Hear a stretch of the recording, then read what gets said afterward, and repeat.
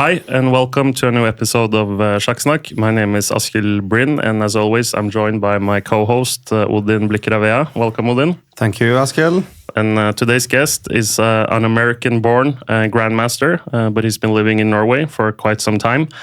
And he has a very interesting story to tell us. And he has, among other things, met probably a dozen world champions. He's a journalist and author, and we're so happy to have you here today, Grandmaster Jonathan Tisdall. Welcome. Thank you very much. And how are you these days? Right now, I'd call myself sort of semi-retired. Spend a lot of time philosophizing, trying to decide what to do with myself.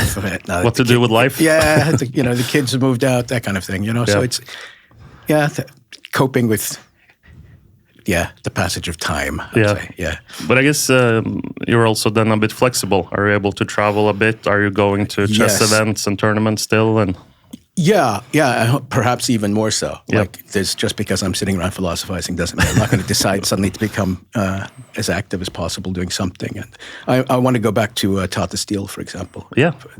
This time. I didn't make it last year, but that's coming up in January. In January, late January, and it was so much fun, and it was clearly the kind of event you think, my God, you have to see it. It's one of the great classical events. So much tradition and so much chess culture there. And is it Jerome van den Berg, the organizer? I met him a couple of times. He seems like a great guy. And yeah, fantastic. It's a fantastic tournament. And there's also the Irva Museum in Amsterdam, of course, which sort of hangs together with a lot of people it's a great tournament. Always exciting. And but Jonathan, let's get to know you a little bit because not everyone is familiar with your background. You were born in the U.S. in the late 1950s to a Japanese mother and an Irish father. So tell us about your background and upbringing. Yeah, I don't have a really deep roots in the U.S. It's not quite as new as that. My mother was actually born in Japan, but my father was his parents were immigrants. So we have but that's pretty recent stuff. So you're parts Irish then. Your grandfather. I'm half Irish. Half Irish. I mean, well, we could go. Or one quarter? Or no. You're half Irish. Officially half Irish, half Japanese, but the Irish bit, it can get quite complicated if you start doing the genealogy and things. It tends to get like that pretty quickly. Actually did this gene test. I'm 2% Italian. That was surprising. Who would have thought? Arrivederci. Bella ciao. You get surprised quite quickly if you start if you start going digging back. Yeah. But as far as we know, you can call it 50-50. So that's why I noticed that somebody was asking about my different nationalities, and because I do carry 2 passports. Yeah, and somebody asked me why I didn't have 4. Yeah, because actually Dennis Vetten asks, Jonathan has 3 citizenships according to Wikipedia. Why the Irish and not Japanese as his mother? Right, now that gives me a good opportunity to say that wiki on me is full of mistakes. Really? Mistakes, yeah. Fake news? Yeah, riddled with mistakes. I could possibly have 4. I have 2 only. So I'm born and raised in the U.S., and the fact that I have Irish grandparents also means that I can just have an Irish passport. And those are the only 2 citizenships I have, and that's because they don't mind if you have several. Yeah. Whereas, so you're not a Norwegian citizen? No. Although I'm in the same reason. Until very recently, if you took a Norwegian citizenship, you had to drop your others. Yeah, exactly. That's changed recently. So I'm now becoming. Intending to become. Because I've been here more than half my life. Yeah. Very clearly more than half my life now, and the Japanese ones has always been quite strict. If you have to decide, and you can only have 1. Yeah, I see. So that explains that. And that probably explains why I moved around so much. Yeah. And where did you grow up in the U.S.? I grew up in Syracuse, New York, which is the dead center of the state.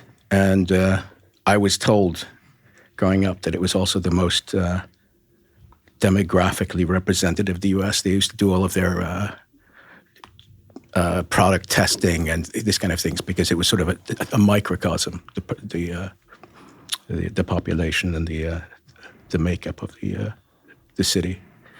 But I was born and early life on the Canadian border. I was born in Buffalo, which is right on the Canadian border. So I spent a lot of time in Canada when I was a kid as well. So, and how was? You were born in the late 50s, and obviously Bobby Fischer became the world champion in 1972. Tell us a little bit about how chess was in the US when you were growing up, and did you experience like a chess boom when Fischer played those years? Yeah, definitely. I mean, I was part of, I suppose, what you'd call a golden generation. I mean, the guys who I played in U.S. Junior Championships with, I think that generation almost exclusively became GMs. And like one of the guys who didn't won the World Junior Championship, and obviously he would have been a GM if the rules had been different. So I mean, it was Saruman was the leading light of that generation. But there were a lot of very strong players, and that's. Because there was a temporary focus on chess, and chess was in the news, on the talk shows. Fischer was first very important for chess players, and then, of course, when he won, he becomes a hero. Yeah, I mean that's how you make chess popular in the U.S. is you get an American world champion. But of course, there was a backlash when he disappeared a few years later, and after that, I don't think chess probably didn't really recover in the U.S. until Sinkfield, I would guess. Yeah. I mean, that's what I would say. Now really these days you have so many fantastic players, obviously Nakamura, Caruana, Wesley So, the list goes on. But I'm super fascinated by Fischer and the match in '72, but I obviously have mixed feelings about him as a person because he came so insane and hostile towards many people. But tell us about the match in '72. Were you staying up? Were you following all the games? Was it? I mean, I've seen this documentary, and people were watching it on the streets in TV shops, and stuff like that. I can remember all of the games being broadcast live, and they were followed religiously. I mean, I think it was broadcast on public TV. Yeah, because it wasn't on commercial TV. Because chess wasn't the big thing until he won in Reykjavik. But it was. I suppose. I mean, I didn't really appreciate it then. You're a kid. You like playing chess. I mean, I don't think I started because of Fischer. I just happened to be playing then, and sort of rode the wave of interest. Yeah. But how did you start to play the game? I learned. My father taught me when I was tiny. Yeah. And. I took to it, I guess. I can remember playing like my teachers in school and things during breaks and things like that. And them being, a little bit startled by the fact that I could really play. And so I started playing in tournaments. But again, it's on an old-fashioned time scale. I mean, I would consider myself, I don't remember how old I was when I played my first, but it was probably 11 or 12, and that's over the hill already. Your first tournament, yeah. But you have international masters and kids 3 years old getting their ratings now. So, I mean, Now you had a 9-year-old crossing 2300. This British kid, Ethan Pang or something. Yeah. I mean, it's. But you also had a kid getting his rating at age 3. Three something. Yeah. So he found the smothered mate. Anish, I think his name is Anish. And someone wrote on Twitter, finally a talented Anish. Yeah. Sorry, Giri.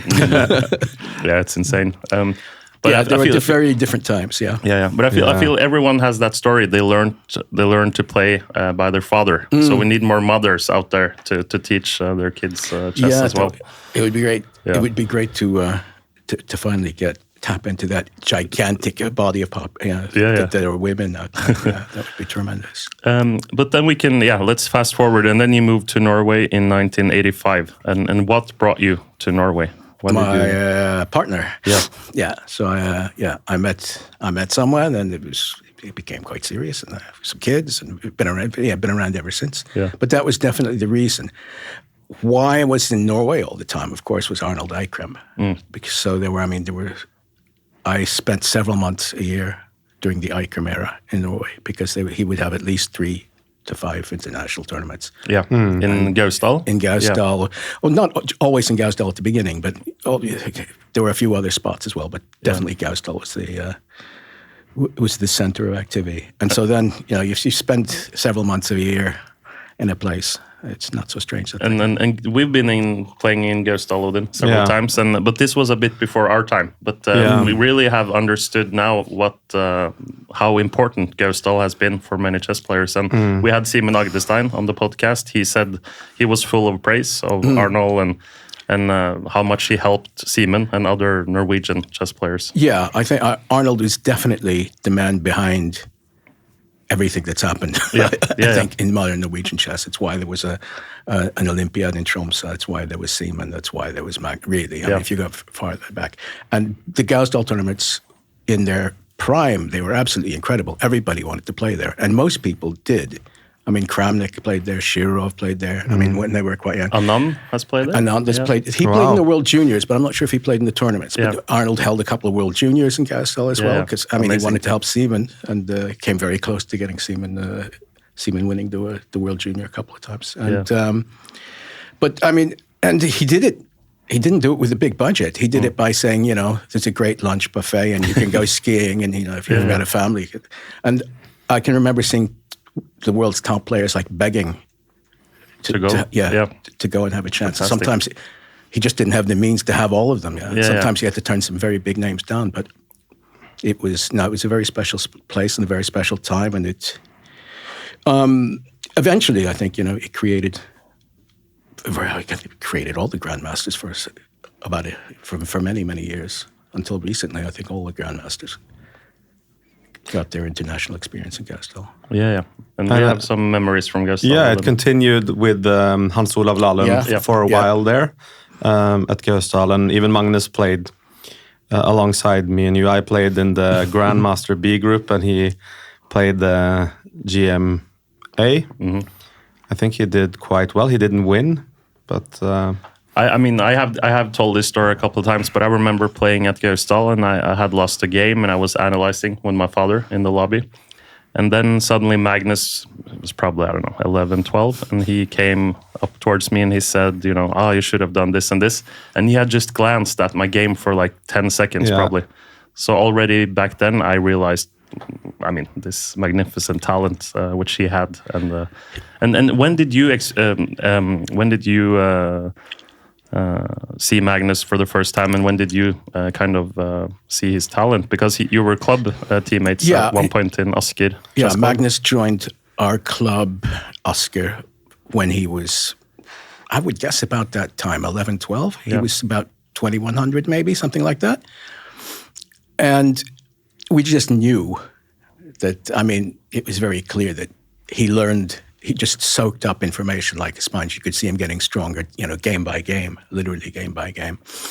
And it's a very Norwegian thing here. Nobody wants to put pressure on kids here. It's not the same kind of thing. You don't want to let them play in international tournaments when they're that little, or don't want to make a big thing about them. But it was very clear, and we were quite happy to push him as far as, we put him on first board as soon as it became clear he was about to take off. And was there any concern, having him on the first board, or was that no, perfectly cool with everyone? Yeah, it's cool. That's what we're an older team, and we're quite mellow about child prodigies taking off, and we had Arjan a little bit afterwards, and had Arjan Tari. Yeah, Arjan Tari also, and he worked his way up the boards pretty quickly as well. But if you ask me, it was always extremely clear that he was a huge talent, and he demonstrated that on the world stage so quickly that you didn't really have to think about it too much. But there was one moment when I finally understood how unbelievably fluent and powerful he is in terms of chess, and it's when I was working for the federation as they call it top shock chef. That would be the elite development director or something. And I lecture a lot about visualization exercises and things like that. And we had a Facebook group for everybody involved at some level with possible national teams. So all the top women players, juniors, and the senior players. And so occasionally, or regularly, I would drop a study into the group with no diagram, just piece placement, and say, stretch your muscles with this for today, yeah? Just drop that. And one time, and you know how kids can text you back faster than you think it's possible to. Magnus responded to this with a witty reply that made it very clear that he'd not only solved it, but he criticized one of the sidelines. And this came back literally faster than I thought it could be typed. So he had to, so he clearly, even if he'd solved the position the day before, it would have been impressive. But it was clear that, he just saw the piece placement and he'd managed to instantly respond and make it clear without giving away what the solution was to others, but make it extremely clear to me that he had solved it. Yeah. And it must have happened in, nanoseconds. Wow, incredible. Yeah. Amazing. And how old was he at that point? He was a world champion, but it's still... Yeah, amazing. Yeah, incredible. It's still not the kind of thing that you appreciate until you see it, I think. Well, have you had any aha experiences with Magnus when you kind of just realized, wow, this guy is extremely good at chess?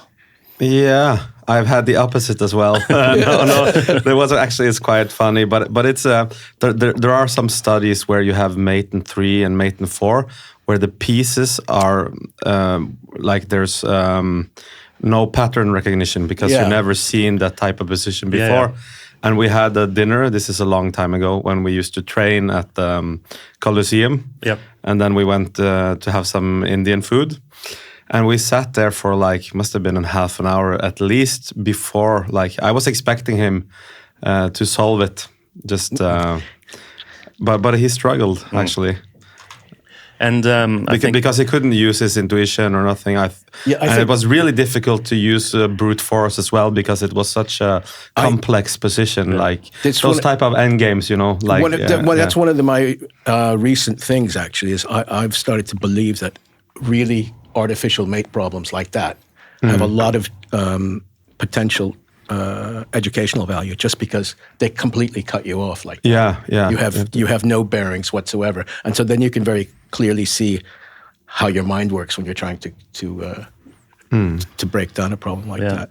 And we also had this cabin trip in the last winter with Magnus and David Howell, and they put up David put up an endgame puzzle. Yeah, which Magnus. Actually solved. Yeah, that was crazy. Really tricky, right? Remember? Yeah, that was really, really. I think tricky. Was it a pawn and rook? No, just a pawn endgame or something. Yeah, I think so. Yeah. But you had to be extremely precise. Extremely precise, and you get some kind of. And he solved it really fast, and I think we were all super impressed. But Jonathan, you also won 3 Norwegian championships and established yourself as a chess player in Norway and later as a coach and top Sjakk chef as well. Do you consider yourself Norwegian now more than American or Irish or Japanese? Or yeah, it's a good question, really. Yeah, I think so. Yeah. I've been here more than half my life. And I just noticed recently I'm having trouble thinking of words in English occasionally. That's interesting. If I start to, I think, what's the right word? And now when I search my memory banks, there's sort of a clash. The English one doesn't come out first. But when you play chess these days, do you think in English or Norwegian?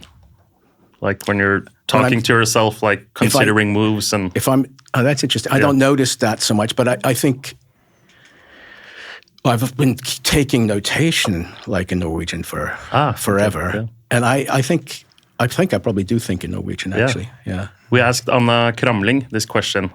She's Swedish, but also, half Spanish, and she's thinking in Spanish, right? But really? She usually, speaks Swedish or English even. So, that was interesting. how the brain works in terms of languages and stuff like that. But you also have a lot of experience as a chess coach, and you were John Speelman's second in several candidates tournaments. Tell us a little bit about how that happened and what did that role entail for you? There were matches in those days. Yeah. What happened was that, we'd been friends for ages, and we had met and played a few times, and it was very, we started analyzing together a lot. But he had an English second. He had the grandmaster William Watson, who was also an old friend of his. And but what happened was he'd advanced. I think he'd beaten Yasser Seirawan in the first round of the candidates matches, and then he'd been drawn against Nigel Short. And since Nigel Short was also a close friend and an Englishman, Watson didn't want the job anymore. And so he said, "Why didn't he ask me?" And Speelman thought about it. He thought that was very odd. Why hadn't he thought to ask me either?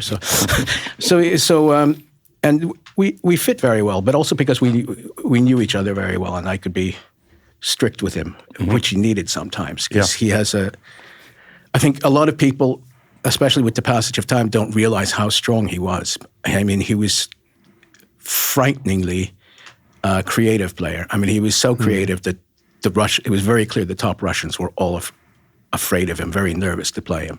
Even Karpov and Kasparov. He was the one guy they thought he could do something that they wouldn't see coming whatsoever. Wow. But he wasn't a very ambitious or competitive player by nature. I mean, he was more of he would more react to being threatened. Like if you said, hey.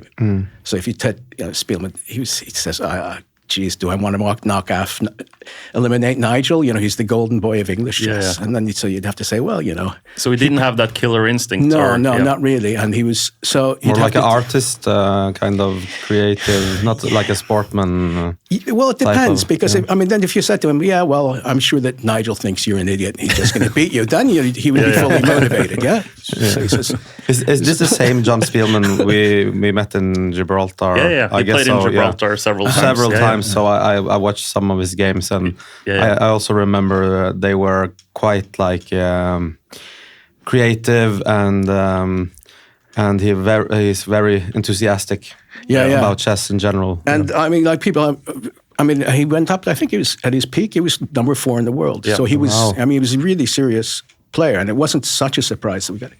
But anyway, it was a good relationship because he didn't like to work very hard, because he is he has a sort of bohemian, creative, very strong nature. And most chess players are quite lazy, I would say, right? Yeah. So they need a second to push them a little bit. Yeah, so it was very good. So during the time we worked together, he got a lot more disciplined. His opening repertoire got better, and I think that it was good for him to also feel that and I'm sure he had that with all the seconds he worked with, actually, but that he was very much supported. And he crushed Nigel, which caused big waves, of course. Wasn't terribly popular, I don't think, with the British Federation. But and he went out in the semifinals against Timon in a very, very close match. And again, I don't think he wasn't completely motivated, because he didn't want to play Karpov in the candidates finals. He thought that was too much stress. Too much, yeah. So it was very hard to keep. That was the trick was motivating him. But I mean, in terms of talent, it was absolutely amazing. But did you focus on openings to prepare openings for him, or what? In those days? Yeah, we had to, because it was much easier.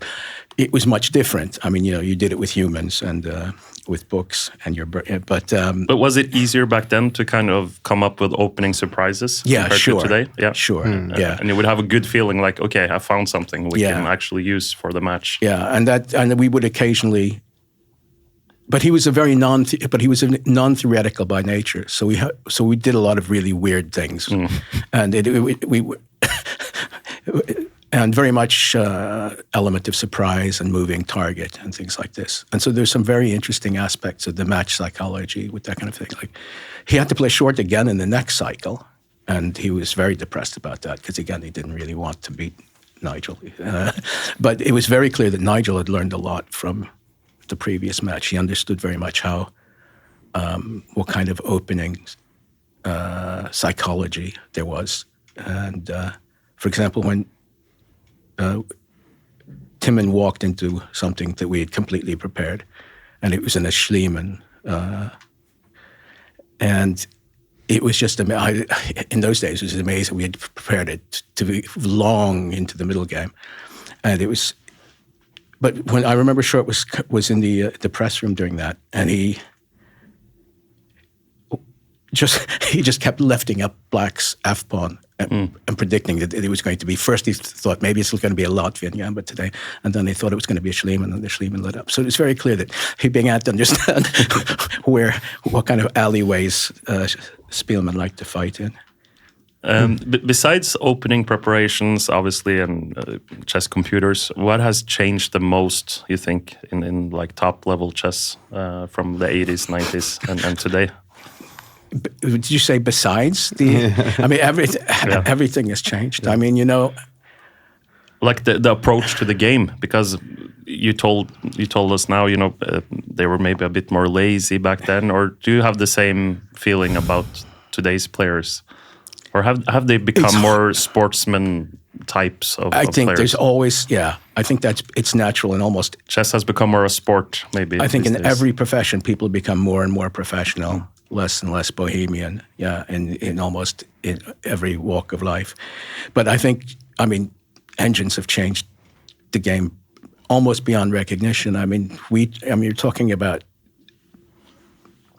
adjournments, where you could be piling up. Yeah. You would have 5 unfinished games going, and you'd have to be playing them one after the other in the evenings, and you'd have to analyze them all, and you'd have to use, you might have a second, you might not. It was tremendous training.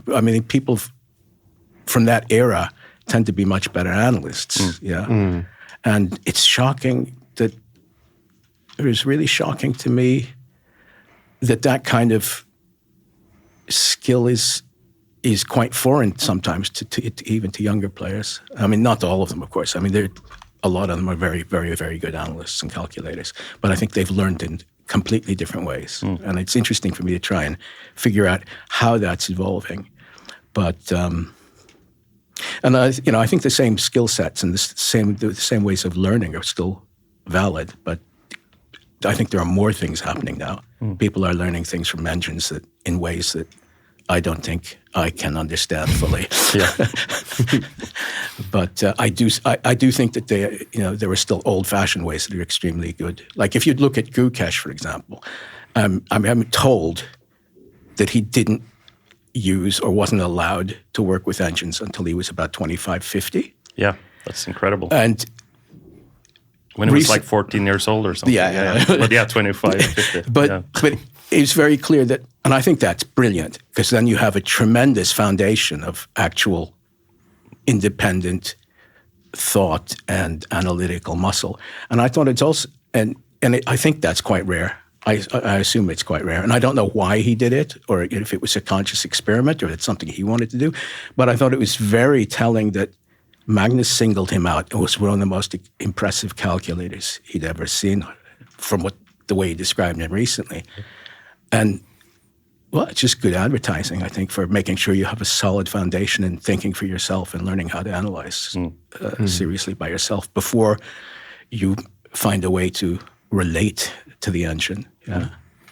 Did you ever experience adjournments? Yeah. I played a few games back in the day with the adjournments, and okay. I thought you were too young. Late 90s, maybe. Yeah, I think so. Yeah, because you started before me. Yeah, I played my first tournament in 96, 97, maybe. Yeah, around. Yeah, we did have adjournments a couple times.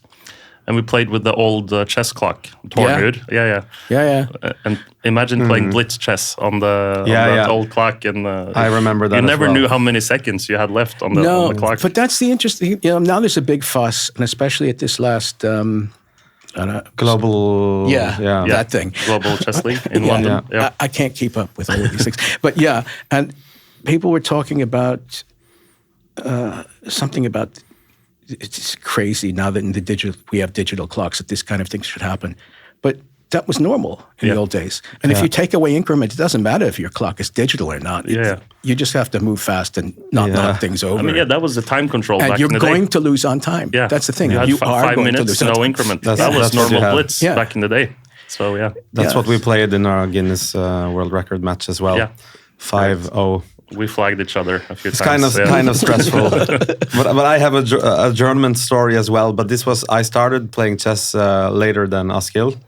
But this was in Lillehammer, I remember, and this was after Fritz 5, I guess. So the computer was still kind of weakish, but a lot stronger than me. And I played in this club championship there. And when I turned on the computer, I immediately knew I was lost in the adjourned position. So what I had to do was, okay, I know if he prepares, he will just play this move. So I had to find something to trick him. So I chose like the 4th recommended move or something like that, and just looked at all the lines there and said, okay, if he does this, I actually have a chance by that. I ended up winning the game by being clever. So. Impressive. That's cool. You're way ahead of your time. I mean, that's how people Fritz 5. That's how people are finding. That's how people find things nowadays. Isn't it? You dig down a couple of levels and look for something humanly difficult or surprising. Yeah. And I think that has been Magnus's approach as well. Most of his career. And it's a misconception because obviously Magnus knows all the opening theory, but he just doesn't want to play all the main lines. He tries to find some interesting sidelines and so on. Yeah, otherwise it's just two guys checking homework against each other. And you see those games like that happening a lot. And that's not going to be any fun for him. Yeah, exactly. But Jonathan, you also told us, you've met quite a few world champions throughout time. And then do you have any special memories, moments that you have shared with some of these great chess legends? Great moments. And you played a couple world champions. Yeah, I played a couple of world champions. I played Petrosian and Spassky. Wow. That's pretty cool. Spassky I had to play because I met Spassky, I think, in Gjøvik, actually. Yeah. In 83, I think. It's a long time ago, yeah. Wow. Because, and I was doing the bulletin for that tournament, and so I would chat to him sometimes about moments in the games, and he'd had an extremely dramatic game with Seaman, which he lost, and I can remember talking to him about it. And I think that Seaman was a bit worried that having beaten him in Gjøvik as a kid, that Spassky would finally be motivated to really try and kill him, or maybe that's just the way my memory paints the picture. But anyway, we were playing in the Olympiad, and Seaman was supposed to play Spassky, but he didn't feel well, so I had to step in move up aboard at the last minute and play him. So that was nice. How did the end game go? It was a very solid draw. Nice. No problem. Actually, I was very tempted to play on at the end, but I thought I've just been thrown in here at the last minute, so I'll do the solid thing. But Spassky was quite a peaceful man after he lost the title. Petrosian was very embarrassing because it was the first round of Hastings. I'd won the Hastings Challenges the year before, and then I went to university. And so my career has been, if you can call it a playing career, I played very few games. I retired all the time. So when I went to university, I didn't play at all. Absolutely, not a game. Never looked at it. And it would occasionally happen. I would take a job and not play again. But anyway, when I played Petrosian, it was slightly embarrassing because I was completely rusty and completely terrified. I have a very bad competitive psychology myself, which is why I like to be a trader or a second, actually more than play. Yeah. But Petrosian was a funny guy, though. He was always dancing around and singing, and he'd come over. I had to read War and Peace for one of my classes, and he saw me carrying around this book And I thought this was hysterical. So he regularly pat me on the head when he saw me reading my Tolstoy. That kind of thing. Yeah, he was a funny guy. And any other world champions that has made an impression on you? My favorite is Tal, of course. Yeah, but Tal, actually, I was covering the match in '84, so that was 4.5 months in Moscow. And I didn't quite make it to the end. I got sent home because they thought the match was never going to end. But I was there the longest of any Western reporter. Still, I was there for the first 40-something games. I can't remember. Wow. This was the first match between Magnus, Kasparov and Karpov, the one that was halted because it didn't look like it was ever going to end. And yeah, that was peak Soviet days. So it was a very sort of tense, creepy atmosphere. You assumed every place was bugged, and I mean the people. I was working for Reuters as a journalist then, and we were told to assume that was in fact the case, and they behaved like it was the case. But the hospitality was great between if you knew Russians, and they could take you home and get you away from this craziness. And so there were we became quite good. I remember there's a lot of hospitality from Taimanov. Taimanov's wife at the time was Averbach's daughter. So Yuri Averbach was around a lot. And there were a lot of these long, tremendously Russian dinner parties where it was not a huge crowd, but basically a lot of choruses and bottles of vodka everywhere, and everybody had to make a speech and make a toast regularly. And so there was a lot of food, a lot of drink, a lot of vodka. And I can remember Tal one evening was at one of these parties, and as he liked to do, he got ripped. He was really legless, and I started talking to him. So I was chatting to him about it, and it was very interesting because I asked him a couple of questions about Fischer. I said, because I'd heard that he'd been quite close to him and all this. Mm-hmm. And it was amazing that even though he was really out of it, he immediately sharpened up, and he would not say, he didn't want to be drawn on the talk with Fischer because he assumed that I was trying to find some sort of dirt or something, asking about this. And he really liked Bobby, and he wouldn't say a bad thing about him. Wouldn't say a bad thing, and he didn't want to have the possibility of being tricked into saying something bad about him. He just immediately said, it was very clear that he was loyal to Fischer. Wow. Under all circumstances. That was really impressive. Yeah. And I wasn't trying to I was just chatting with the guy. I mean, you got Tal next to you and looking like he might be telling you some good stories. Yeah. Wow, such a legend and Odin's idol. Yes. At least in terms of playing style. Yeah. I mean, but it was very sad because he was so self-destructive. Yeah. So self-destructive. But he was a lovely man, really lovely guy. One of the best Fischer stories I ever heard was from Robert Byrne,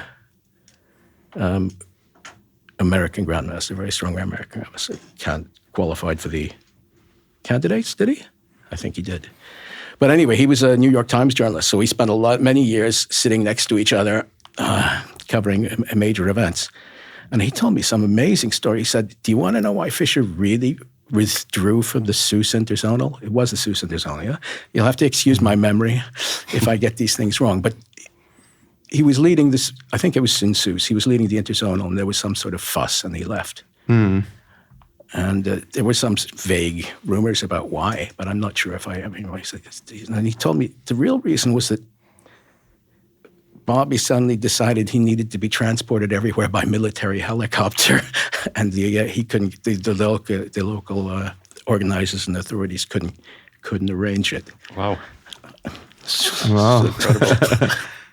I mean, we can't. I don't know how easy that will be to verify now, but it was quite an amusing. From his hotel to the playing venue, like you needed. I don't know exactly in what detail, but it was definitely broke down over military helicopter access. It was just Wow, that's interesting. We also have actually a couple of questions from our friend Johannes Quisla, Norwegian FIDE master, and he wants to ask about chess training, and he says you're very skilled in systematic chess training. And what is your philosophy when it comes to training players?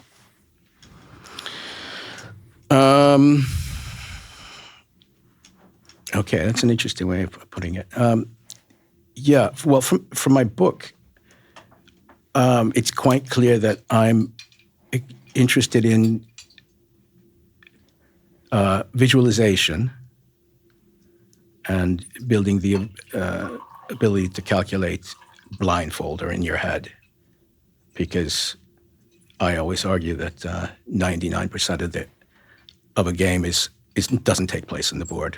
It's taking place in your head, off the board variations. And the other thing is the mechanics of proper calculation. And they can be slightly different for everybody, but I tend to believe that there are certain things that actually happen. But I think my basic philosophy is learning how to teach yourself and finding ways to really examine how you think, how you calculate, how you analyze. They're not quite the same thing. Calculation is a lot more concrete. Yeah. But, or being constantly on the lookout for ways to teach yourself things and to remember them.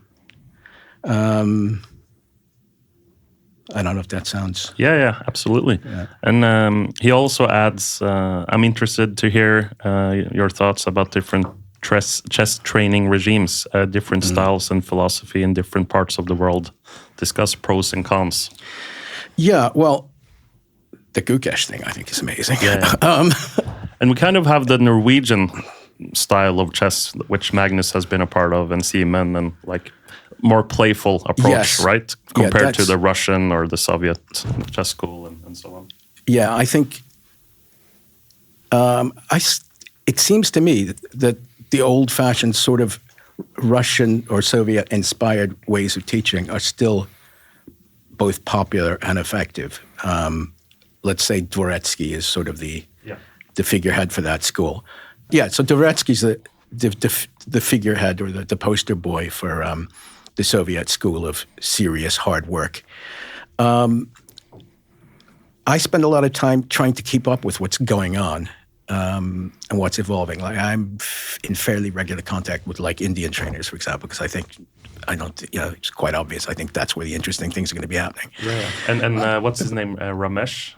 Ramesh, yeah. Ramesh and Srinath Narayanan, who taught Divya, Nihal, and Arjun. Yeah. Ramesh, I don't know how many people he's got. He's got the Pragues. Yeah. The Pragues? He's got Prague and Vaishali. I'm not sure. I don't want to get the names wrong.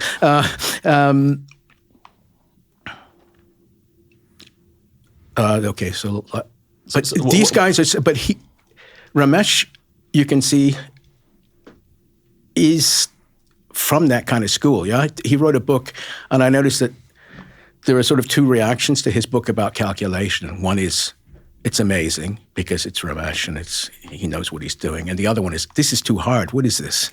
Yeah, and of course, the new Dvoretsky is Jakob Aagaard probably. Mm-hmm. And he's the new Dvoretsky because he is the new Dvoretsky. He believes also in unbelievable hard work in these certain, these ways of acquiring knowledge through meticulous calculation, basically exercises. Ramesh's book is maybe called Calculation. And well, you just see they're renowned trainers because it clearly still works.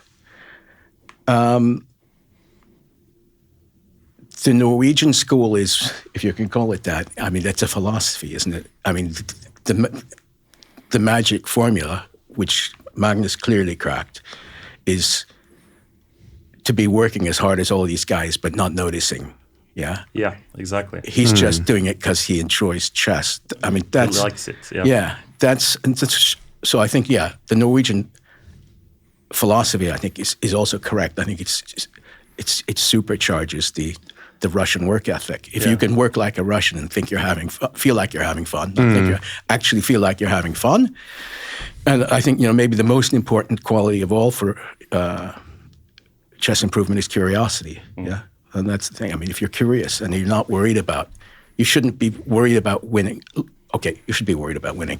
You shouldn't be worried about losing, I think. And if you really have, like I think they call it like a learner's mindset, this is the most important thing. You can't be depressed by setbacks. You really, I mean, it's a cliche, but that's learning and that's growing and it's improving. It's an inherent part of it. You can't associate that with pain. So curiosity, I think, and if you can, if you're curious, I think there's a much bigger chance you're going to enjoy. And what's interesting about Magnus, I mean, he's said several times he's a chess fan. He will follow amateur games in the Norwegian Championship, and he always have a chess book on his in his bedroom, like old classics, and he's really interested in chess as a chess fan as well, and he wants to increase his knowledge and history and so on. Yeah, and I think that's one of the things I really love about him the most is that he keeps harping on about how important it is to read books. Yeah, they do the old things. Yeah, there are old ways that are still very good. And one of the things I've become very interested in recently is I'm slightly afraid that not afraid. I think the game may change beyond all recognition soon. Yeah, I think like classical chess will be what I used to think rapid chess was at some point soon, I think. And it's all digital. It's all 2D. And there's sort of this the initial meeting and falling in love with the game that used to happen with a book and with wooden pieces and a board. This kind of thing, I don't know if it'll ever completely disappear, but it's becoming endangered. And I think there's a lot of people who would appreciate it if they experienced it more. And there are a lot of people who don't want it to go away still. Yeah.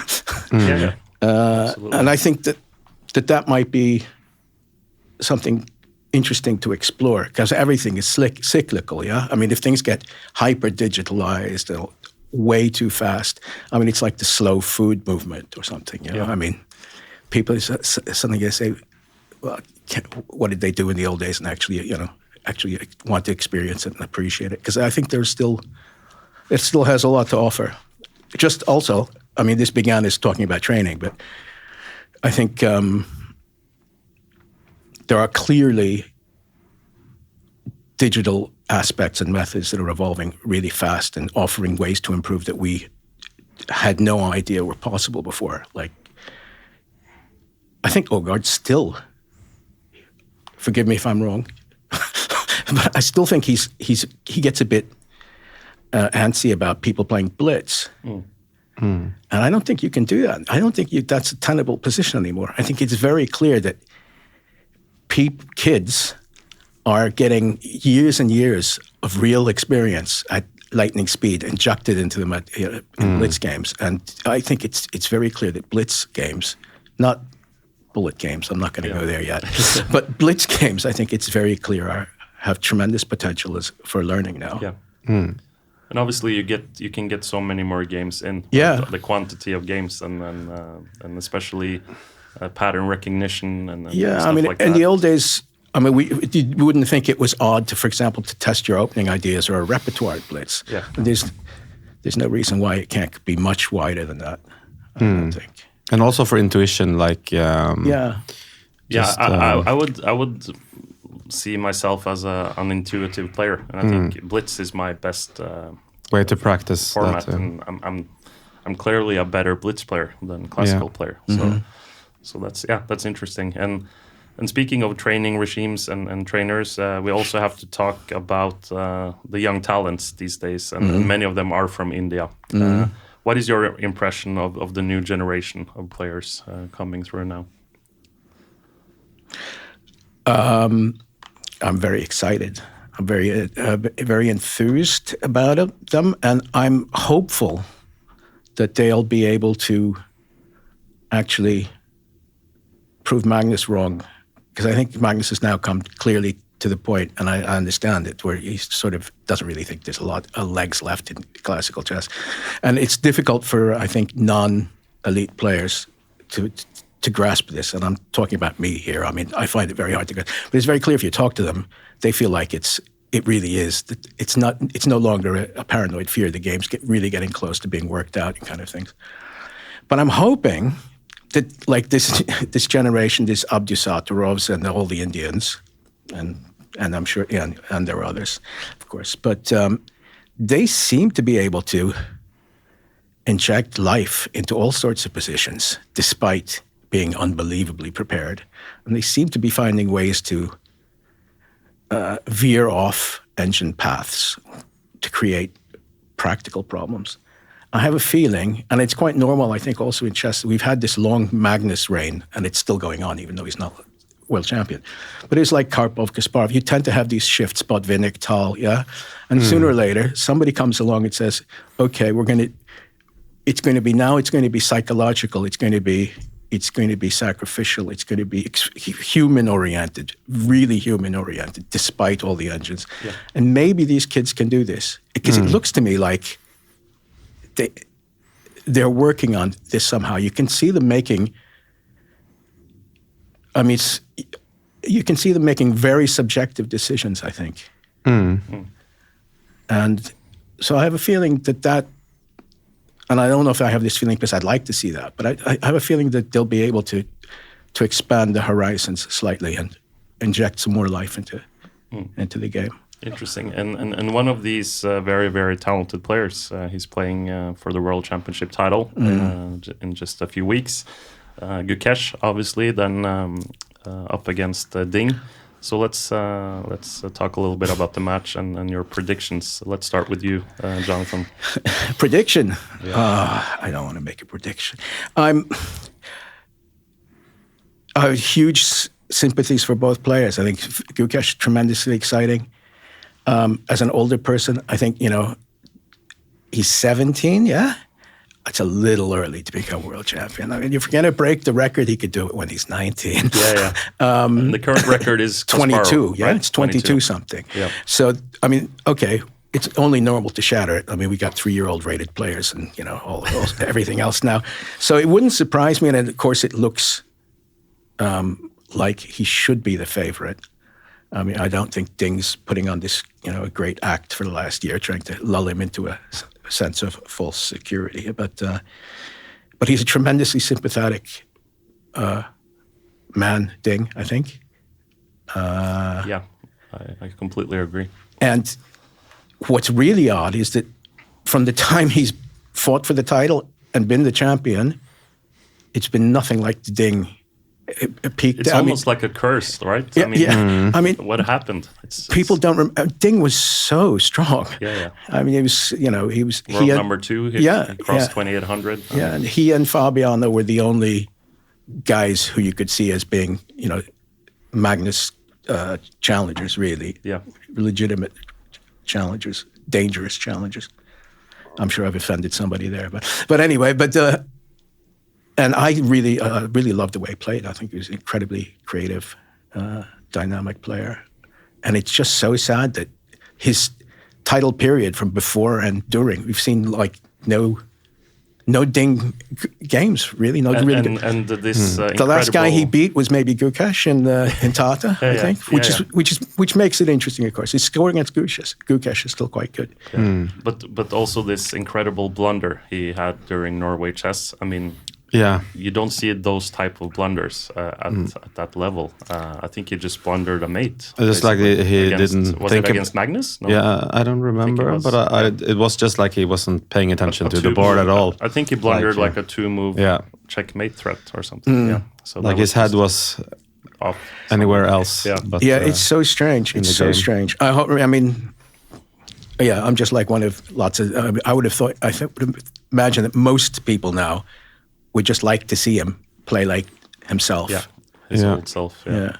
What about you, Odin? What are your thoughts? Yeah, no, it's so difficult, but I remember Gukesh from when he played in Norway chess in the open section. He was only rated 2600, but he keep beating like level grandmaster after grandmaster. I was really impressed, and now he's like world champion contender, and I remember this like it was yesterday.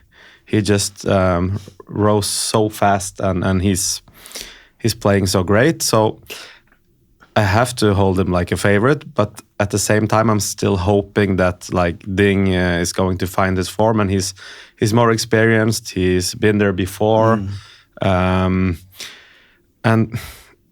a match is totally different also from a tournament. So I'm hoping that will be to his advantage. So I'm hoping for a level match. Actually, I'm expecting. Even though, like, under these circumstances, you can see Gukesh winning by +4 or something like that. But I think it will be a level match. Interesting, yeah. Yeah, I agree. I mean, I think Gukesh has to be the favorite based on recent results and form. But I think it has to account for something that Ding has played a match and he knows what it's all about. And so he might have, like, a psychological advantage in that sense, but yeah, who knows? Yeah, it's interesting. I heard a couple of people saying recently when they forced to address this topic that they say Ding really doesn't have anything to lose. He's the world champion. It clearly doesn't agree with him. The worst that can happen is, he gets the title off his shoulders. Yeah. And it can be a huge advantage if you really believe you have nothing to lose. Yeah, absolutely. I don't know if you can feel like that, though, because, I mean, there were a lot of pressures on him. I think so, because he's already achieved something, right? He's always going to be a world champion. So, I mean, Gukesh has a lot to lose, especially with the cycle like it is now. There's no guarantee he will be so much be back again. Yeah, the idea of there won't be a rematch. Recurring candidate for the title is so much harder now. And of course, I mean, like all his buddies, of course, might get a crack at the title before him. So. But what do you think will happen with Ding if he loses the match? I'm fearing he might just disappear, like he'll retire almost, or he just, or what do you think? I have no idea. Like, it could happen either way. If he wins as well, that would be kind of like, okay, he just crushes Gukesh and then he stops playing again. It's like, that would be kind of cool, actually. What do you think, Jonathan? It's hard to say without knowing what's actually bothering him. But I mean, I could. It's easy to see. I mean, if he doesn't enjoy it, and he doesn't look like he enjoys it anymore, and it looks like it's just all become. But I mean, losing the title might bring him back. As well. Yeah. So we're hoping for that for sure. And speaking of World Championship matches, Magnus played Fabi in 2018, and as an American living in Norway, who were you rooting for during the 2018 match? Magnus. Yeah. Pretty clear. Yeah, clearly. Good answer. I mean, I have immense respect for Fabi, and I love listening to him. I think he's one of the great chess players. He's so calm and so considered and so rational. I love listening to him talk about just about anything. But no, I mean, I don't remember for a second not wanting Magnus to win the match. Yeah. And it was quite exciting. I mean, 12 draws, but many of the games were really exciting and going back and forth. Yeah, it was a very odd match in a way. Magnus didn't seem like himself, and it was not the best time to be feeling like that, because it was clearly a real challenge. I mean, they were virtually had the same rating going into the match, and so that was on the line as well for Magnus, the world number one spot. Yeah, probably, maybe even a bigger thing, weighing on him. But the shocking thing was, I think the whole match, in many ways, was decided in the first game, because Magnus nearly smashed him with black in the first game, and that I think would have been, very, very different then. And then he won the playoff, the Rapids, and then you were really confident Magnus would crush him. Yeah. You were working for NRK. I did at that time. You just told everyone. I mean, I just said he's going to win. Yeah, and so he did. That was very confusing. But I was a bit worried when he had this long break. I don't remember, it was 9 minutes or so. He calculated this rook endgame or something. But then he just that was the first game, maybe. He just forced. He just forced to win basically. But I was a bit worried. Like you can't think that long in rapid. Yeah. I think that the most amazing thing of Magnus's title matches, I think, was the 12th game against Karjakin, because that made a huge impression on me, because I thought about that so much, and it just never occurred to me why he might do it, or why he did it. I mean, even looking at it afterwards, I thought, what is this? Because you're so entrenched in the way people have always thought about matches, whereas he made a novel, bold, and incredibly crafty decision to gain 2 days rest while nobody else would. While everybody else was thinking about what's he going to do with his last white, and he was going to cash it in for 2 days rest. And exactly. It's brilliant, absolutely brilliant, and it shows his sporting side. Yeah, and it's just tremendous.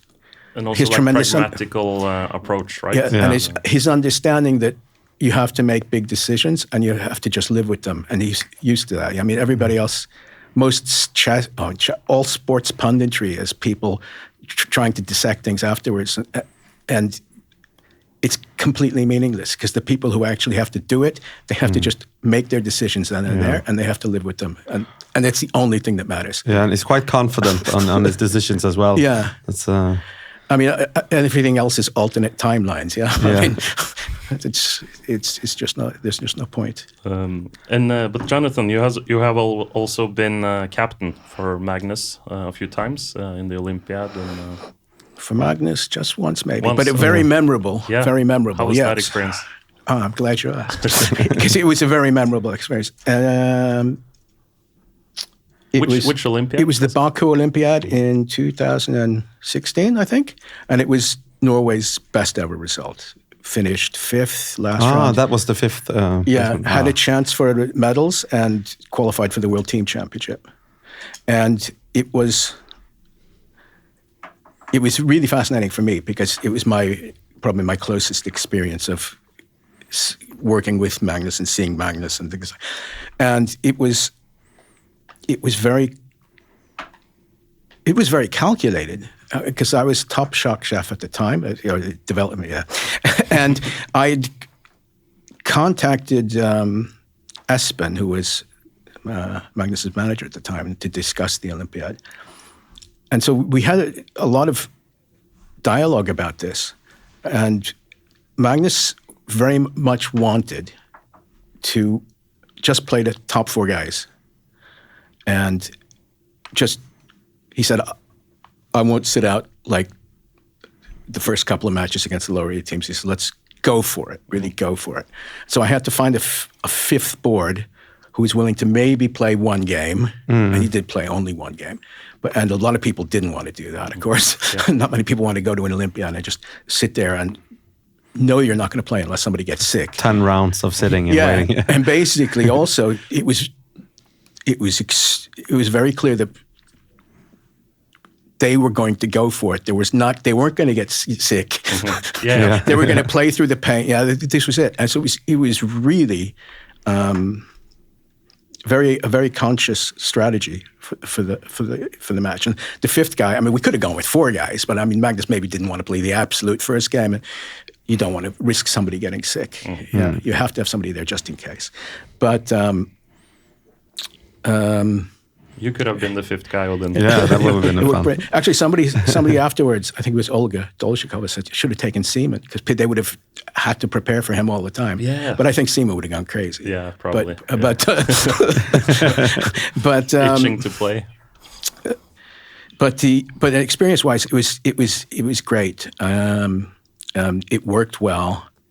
I think I wonder sometimes, because Magnus tends to want to have somebody he knows quite well. I have a friend as captains for his teams or his clubs and this and that. And it was quite clear that he was always sort of, had his looking at me over an eyebrow or something, because I was the authority figure there. So I can remember very clearly saying before the night before the rest day and the night of the Bermuda party, saying, "Oh, here to watch us." And I wasn't going to, I was asked to keep a special eye on Arjan because he was a minor at the time, but I knew that Magnus was going to take care of him. And that's the whole thing. I'm not going to say, the captaincy was not some stroke, the success was not some stroke of genius or special captaincy. It was very much planned that Magnus was going to carry this thing on his shoulders, and he knew he was going to carry this thing on his shoulders. But I think it was probably a good idea to have somebody there to make him feel slightly uncomfortable. But the two greatest things I thought about, I learned a lot about life as Magnus. The guy, you have to protect him. Yep. There's media sneaking, people. There were people hiding in the hotel trying to get his autograph and jumping. It was just incredible. Yeah. And this I didn't understand. And the other thing is, I think Magnus liked to have a bit of fun with me as being the captain as well. Because the first thing he did when he turned up was he came over to me and said, "Okay, we're going to need a swimming pool." And I said, "Absolutely no problem. There's a swimming pool at the hotel, no problem." And he looked at me for a second. He said, "What about my basketball court?" And we're in Baku, yeah? And he says, "Your basketball court?" I said, "Okay." And actually, I'd found out that there was a Norwegian headmaster for an international school in Baku. And I'd been given his details because he was quite excited that the Norwegian team was going to be there. So I got in touch with him. And he said, "No problem. We have a huge sports complex here. That's good. I'd love to, have the team come back and forth." And so this was very lovely. So Magnus got his basketball court immediately, and he was just. I said, "Okay, first special assignment passed," and it was lovely because on the free day, the team went over and played football with the kids there. And we had, like the Mocklick sisters there. They're very, serious football players. And it's the whole thing. So it was a really nice atmosphere. It was lovely contact with the locals. And the other thing Magnus did, which I was very amused with, was one game he'd said to me, "I feel my blood sugar level sinking. Can you get me some chocolate?" And the security measures at the Olympiad were such that you could not leave the room, basically. So 10 minutes later, I brought him his chocolate. And he finished this game quite quickly. I don't even think he ate it. And as he was leaving, I said, "You know that I can't leave the room and get you that chocolate." And then he just smiled at me. But so that was cool. Yeah. So that was my second, special task from Magnus cleared. And so there was moments like that I thought that were quite hilarious. But Magnus was, it was very clear. I think that was maybe the most incredibly focused he's ever been. And